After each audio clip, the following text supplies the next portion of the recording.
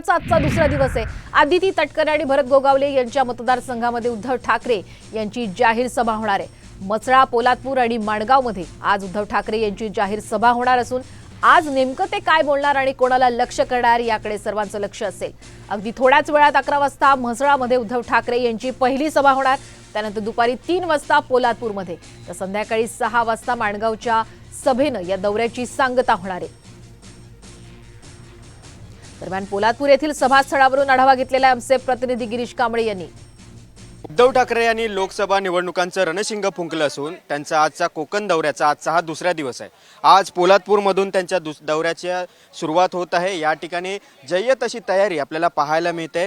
उद्धव ठाकरे यांनी कालच ज्या पद्धतीने या ठिकाणचे स्थानिक खासदार असलेले सुनील तटकरे यांच्यावर जाहीररित्या टीका केलेली आहे आणि अनंत गीते हेच विजयी होतील अशा पद्धतीचा एकंदरीत निर्धार उद्धव ठाकरे यांनी केला आणि आजचा हा दुसरा दिवस आहे। पोलादपूरमधून सभेला सुरुवात होते। या ठिकाणी भव्य अशी रांगोळी देखील या ठिकाणी काढण्यात आली आहे। जय्यत अशी तयारी आजच्या या सभेच्या ठिकाणी आपल्याला पाहायला मिळते।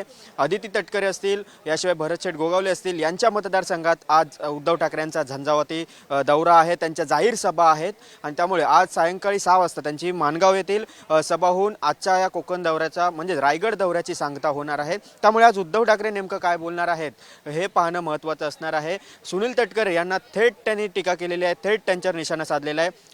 अनंत गीते यांना उमेदवारी जाहीर केली, त्यामुळे अनंत गीतेच या ठिकाणी पुन्हा एकदा विजयी होतील अशा पद्धतीचा निर्धार उद्धव ठाकरे यांनी बांधलेला आणि त्यांचा आजचा हा दौऱ्याचा हा शेवटचा दिवस आहे। त्यामुळे आज उद्धव ठाकरे नेमकं काय बोलतायत हे पाहणं महत्त्वाचं असेल।